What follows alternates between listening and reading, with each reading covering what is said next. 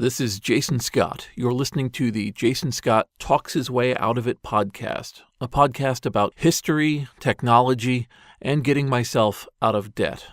Thanks to Daniel Boyd, Jeff Atwood, and the hundreds of other Patreon supporters who have helped make this podcast possible. I've been really lucky the last couple of decades, really, where people have given me a tip or invited me somewhere, and they've told me that there is something I should see. And I'll drive hundreds of miles or hours on end to end up somewhere to see the thing that people thought I should see. And I've stood outside buildings, shipping containers, storage units, homes, and then the door opens or the door rolls up, or in some way I walk into a wonderland of old stuff. Just this week I had to deal with an emergency situation that luckily didn't actually need me, but it reminded me how some people may or may not know about these kinds of windfalls or experiences that happen in a world where our lore and our history can be defined in small boxes or piles of paper or pieces of technology.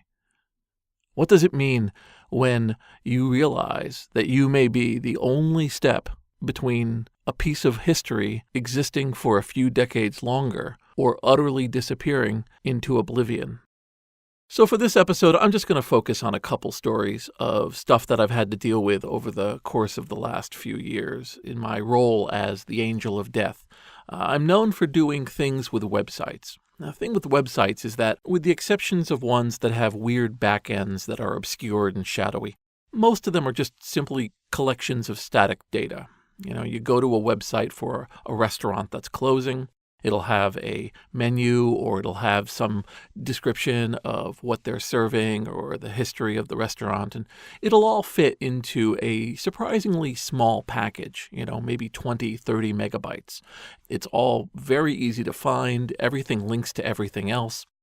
Really, that's why at the archive team, we basically have an automated process called the archive bot to do most of this work. But it's very different when it comes to physical material. It's not a world where you can just pop up into somebody's house because you teleported there 10 seconds ago. What you do is you get contacted or you get a tip, and from there come the steps of finding out the value of what you're about to engage with. So it's those kind of calls that come in where somebody will write to me and say, I just found out this is going away. What can you do? That's where I take steps. So here's how that would go.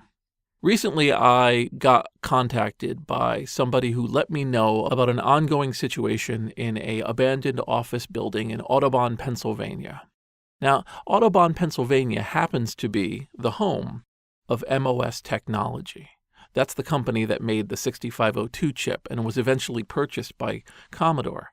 And this site was closed in 2001 for EPA violations, Environmental Protection Agency violations. It had not cleaned itself up from all of the chip fabrication that had been done.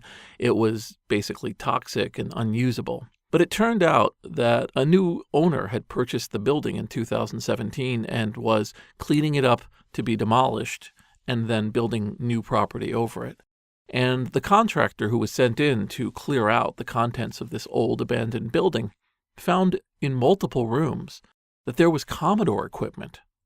And he had some sort of inkling that this was in some way vintage and important, and that there was some community out there that probably wanted it. So he showed up on a few vintage forums with pictures he had taken of the piles, and this caused kind of a panic. There were things in the pile really blew people away, old fab wafers and magnetic tapes and papers and what looked like some sort of prototype computers or maybe modified original Commodore computers. I remember this place had not been Commodore in over 25 years and had been a whole other company for something like 10 before they were shut down. And so everybody just kind of fell into the frothing, feeding frenzy of, oh my God, this history, this one-of-a-kind example is going to disappear. And the contractor had no idea what he was up against with this. I was contacted somewhere like a week into this, and I called the contractor up and talked to him around midnight. And he told me he had thrown out 12 dumpsters worth of stuff before he had even really gotten into this whole computer bit, and that he understood it might have some value, but he wasn't sure, and how fast could I get down there, and others were looking at it, but were they serious? And, in that kind of a situation, you can kind of build up a narrative in your mind that there's one shot to get this, and if it goes away, it's all gone.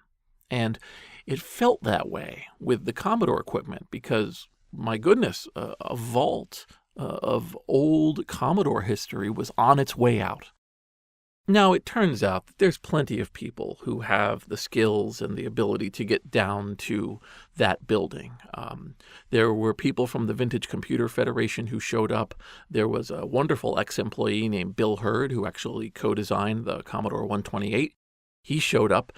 They looked at the equipment, they looked at the materials, they asked to borrow some of them, and the contractor was more than nice about it. He let them borrow it. But somewhere in the middle of that, he suddenly decided, maybe I should eBay this. And so everything's kind of hit a weird standstill. Now, when I'm describing this all to you, I'm saying this is all happening within 48 hours. This is all very fast. This is phone calls back and forth. This is me dropping emails. This is others posting to forums and sharing pictures. And while the outcome of this particular transaction is still up in the air, you can see all the pieces in place, right? I mean, we all know that computer history is in many ways valuable. It is these artifacts, these physical artifacts, either engineering notes or old magnetic data or prototypes or documentation. And it's so easy to shove it off into a folder or a storage unit and then forget about it. And yet when you find it again, it gives you such insights into the thinking behind products that have changed the world. Things about the Commodore 64 or the workings of the 6502 chip or projects that never came to fruition. These are jewels to somebody who wants to understand a period of time. There's no question the collection sells itself. But let's step back from the froth of the current Commodore situation. I'll have people who are sitting on boxes of floppy disks or old cassettes. And usually for folks, it's either in the middle of a cleaning or a realization that somebody sees value in these piles of plastic discs and artifacts from so long ago. And they'll contact me, and the question is pretty basic. Like, what do I do next? Because a lot of people kind of think in their minds, I should turn these floppies into data. I'm glad that people have internalized that.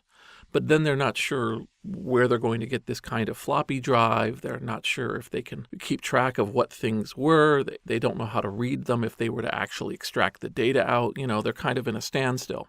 And it's been my effort and the effort of many others over the course of the last few years to just make it as easy as possible, to just ship a pile of floppies to a location.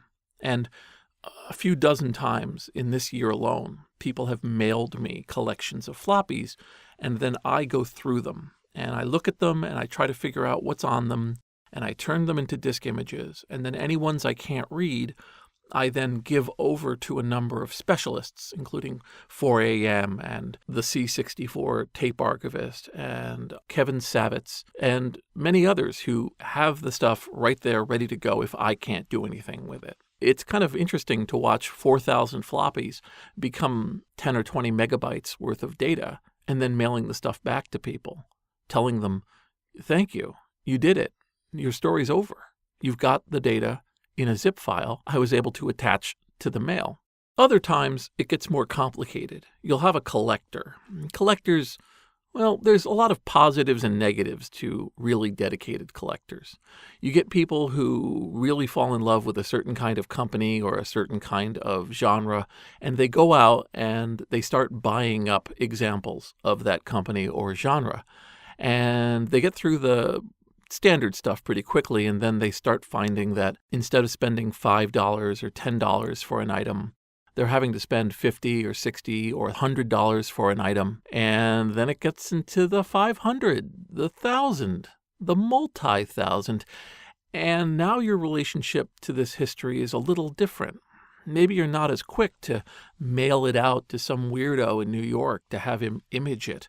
Maybe you've convinced yourself that imaging it will ruin the value. We'll take this rare item and make it redundant. Maybe you should hold back on the quote-unquote good stuff. Or maybe, and I'm happy to say many of them have been like this, you will do it, but we have to send you the equipment to image it so it never leaves your home. People have the boxes and the documentation, and it's great when they can scan it and take the time to turn it into a zip file or a CBZ file and send it along. Sometimes it's adequate just to take photos of some really strange figurine, just to prove that it existed. We don't know what we're going to do with this imagery and this data going forward. I mean, it's easy enough to say that with floppies and with computer printouts, we're able to just make them into a PDF or make them into a ROM file that plays in an emulator. But in other times, it's not really clear what the advantage of putting this massive piece of equipment up is. Like, you're probably not going to run it again. There's equipment that you just can't run in a regular home because of the power consumption. And even if you were to, you'd be spending an incredible amount of money on it. Brewster, my boss, was one of the co-designers on something called a connection machine, made by Thinking Machines Corporation. And like many people, he has one. It's sitting in his warehouse. I pass it all the time. Problem is, nobody's going to run this thing. Recently, a museum purchased a different connection machine, not his, and they basically have mocked it up so that its lights all work because it had amazing lights. But the interest in having it functionally run is basically nil at this point. Like, the world would not want that. At best, you might want to take what it does and turn it into theories that run on an FPGA or some modern machine. You wouldn't want to go back to the power of multiple dishwashers running at full while someone arc welds down the hallway to be able to add 1 + 1 on 256 different CPU cores. Its time as a functional tool is over. Maybe its time as a demonstrative item may never end. I mean, a connection machine, when it's running, and it's a beautiful thing to watch. It's definitely a work of art. And this extends to machines that are even older than a connection machine. The Living Computer Museum in Seattle has a beautiful collection of mainframes that they have meticulously restored such that they do run. You actually can go there and see a real mainframe actively working. It's an incredible expense, both in time and money and power, but it's so great that somebody is actually doing this and actually trying to make them live a little bit longer.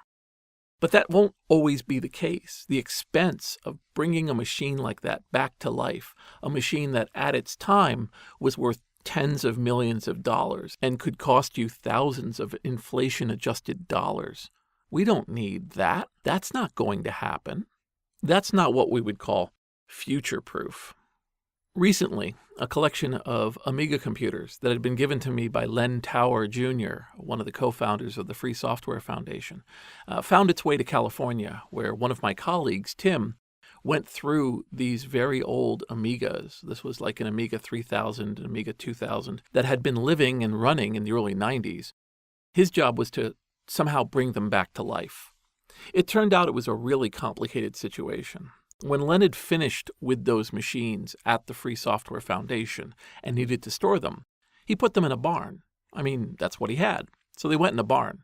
And then they went from his house in Boston all the way to my home in New York, where they sat for another 10 years not doing anything. So by the time Tim got them, Tim was analyzing data they had on them, and he found cases of rust and places where battery acid had leaked out, and he was surprisingly able to get data off of a lot of the hard drives. But some of the machines were basically good for parts and nothing else.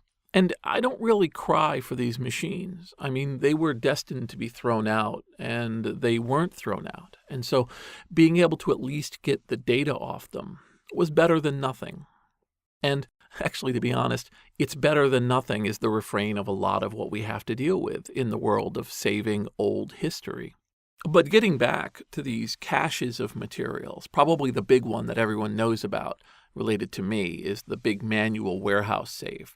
And I've written many blog entries about it, so I don't want to go into too much detail here. But basically, there was a business that had been selling manuals, and they were one of the largest manual sellers in the world. It was Manuals Plus.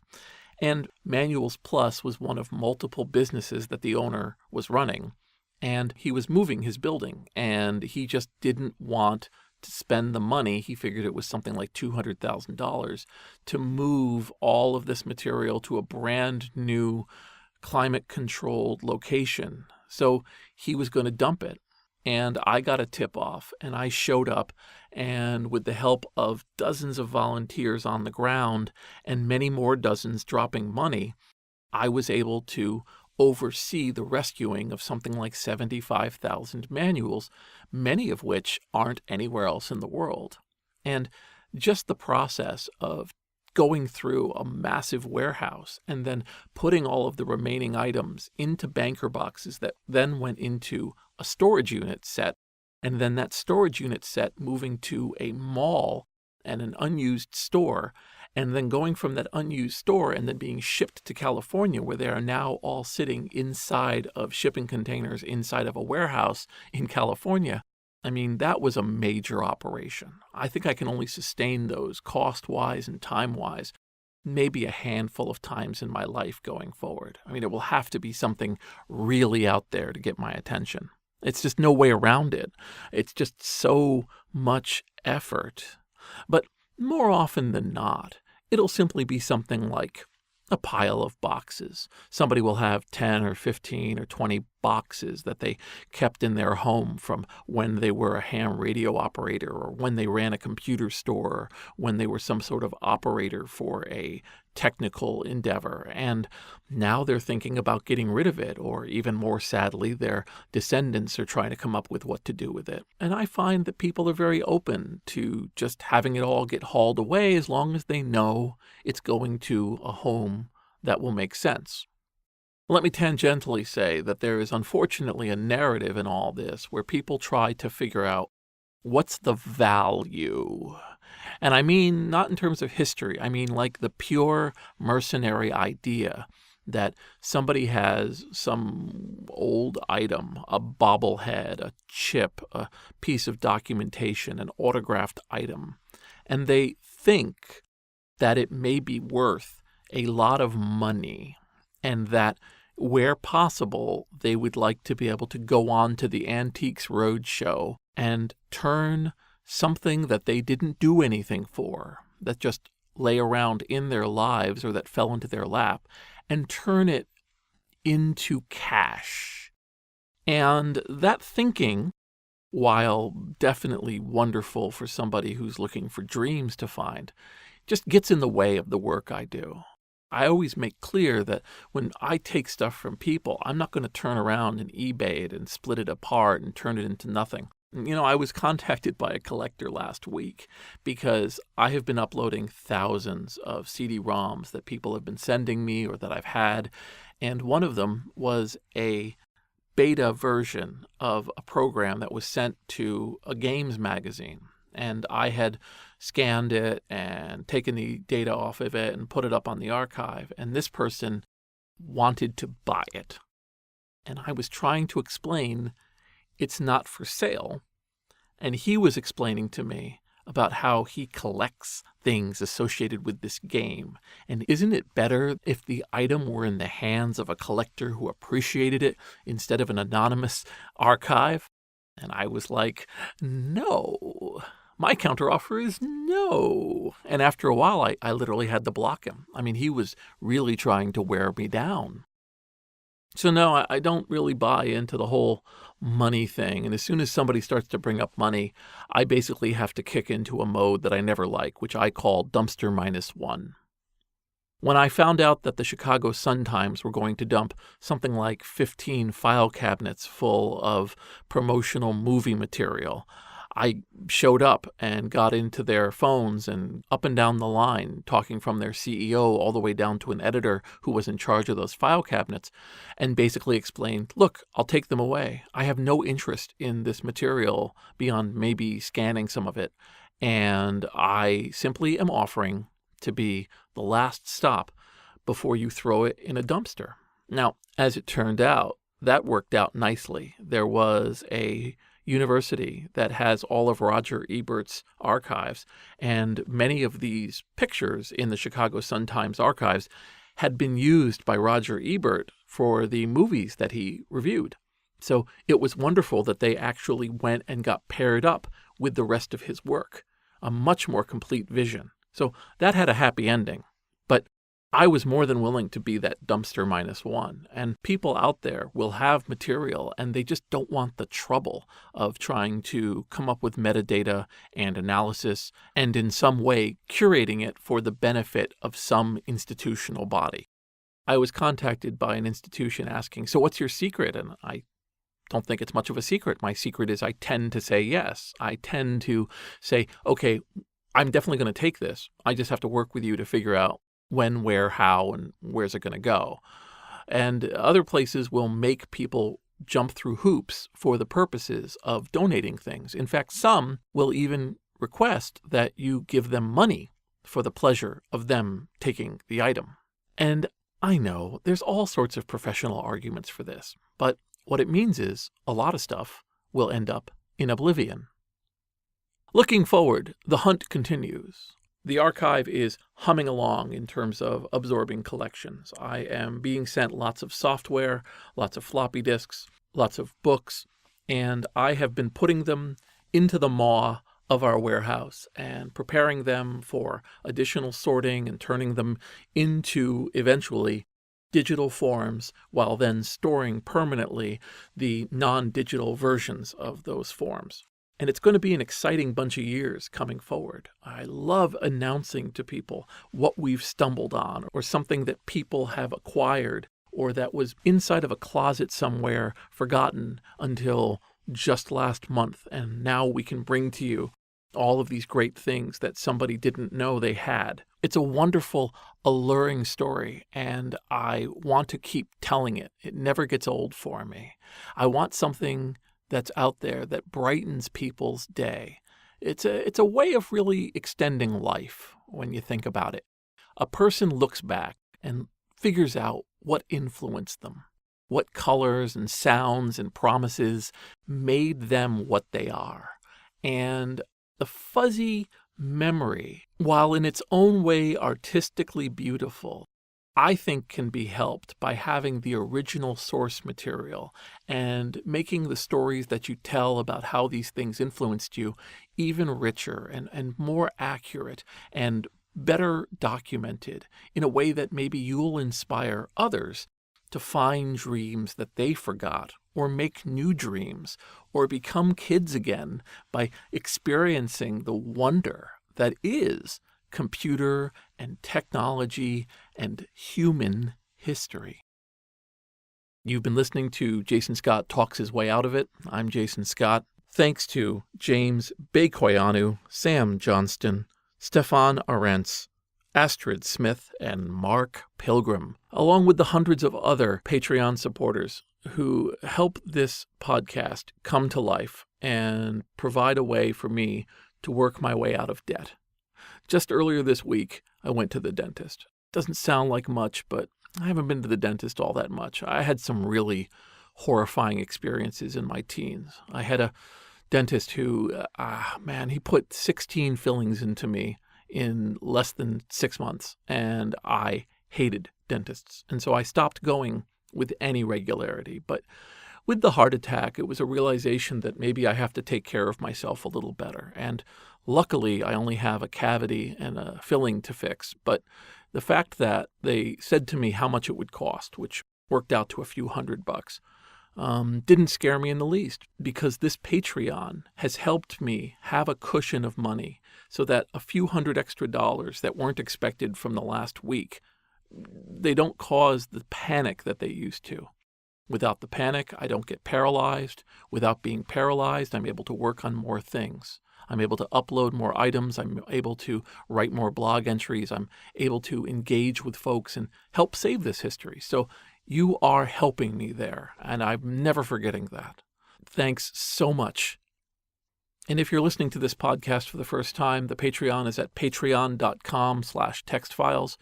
Thanks again to everybody for changing my life.